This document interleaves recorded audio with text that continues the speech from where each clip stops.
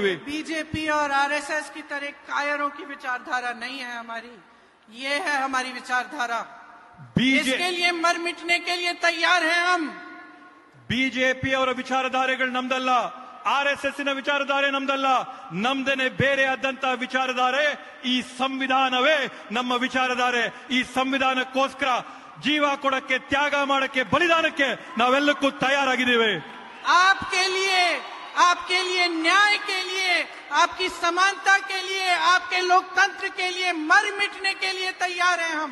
ನಾವು ನಿಮ್ಗೋಸ್ಕರ, ನಿಮ್ಮ ಜೀವಗಳಿಗೋಸ್ಕರ, ನಿಮ್ಮ ಸಮಾನತೆಗೋಸ್ಕರ, ಈ ಪ್ರಜಾಪ್ರಭುತ್ವಗೋಸ್ಕರ, ತಮ್ಮೆಲ್ಲರಿಗೋಸ್ಕರ ನಾವು ನಮ್ಮ ಉಸಿರನ್ನ, ರಕ್ತನ, ಜೀವನ, ತ್ಯಾಗ, ಬಲಿದಾನ ಮಾಡಕ್ಕೆ ನಾವೆಲ್ಲರೂ ಕೂಡ ತಯಾರಾಗಿದ್ದೇವೆ.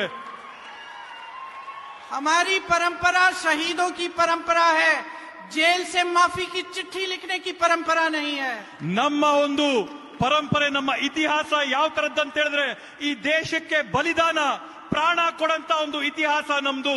ಜೇಲಲ್ಲಿ ಕೂತ್ಕೊಂಡು ಬ್ರಿಟಿಷರಿಗೆ ಕ್ಷಮಾಪಣೆಯ ಪತ್ರ ಬರಂತ ಇತಿಹಾಸ ಅಲ್ಲ ನಮ್ದು. और वही परंपरा इस देश के एक एक देशवासी की परंपरा है. ಆ ಪರಂಪರೆ ಏನಿದೆ ಹೋರಾಟದ್ದು, ಈ ದೇಶದ ಪ್ರತಿಯೊಬ್ಬ ಪ್ರಜೆ, ನಾಗರಿಕರ ಇತಿಹಾಸ ಇದೇ ಆಗಿದೆ. आप सभी उस परंपरा से उभरे हो. इस स्वतंत्रता संग्राम ने हमें स्वतंत्रता दी. आप स्वतंत्र भारत के देशवासी हो. ये आपकी परंपरा है, सच्चाई की परंपरा है.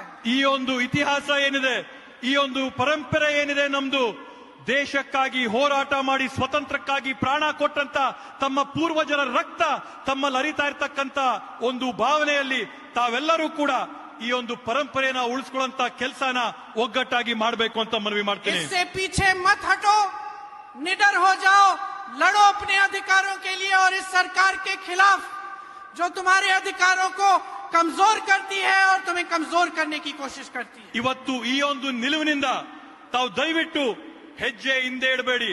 ಧೈರ್ಯವಾಗಿ ಮುನ್ನುಗ್ಗಿ ನಿಮ್ಮ ಹಕ್ಕುಗಳನ್ನ, ಸಮಾನತೆನ, ಸಂವಿಧಾನನ ಕಿತ್ಕೋತಾ ಇರ್ತಕ್ಕಂತ ಈ ಒಂದು ದುಷ್ಟ ಸರ್ಕಾರದ ವಿರುದ್ಧವಾಗಿ ತಾವೆಲ್ಲರೂ ಕೂಡ ಹೋರಾಟ ಮಾಡಿ ಮುನ್ನುಗ್ಗಿ ಅಂತ ಕೇಳ್ತೀನಿ. एक बार मेरे साथ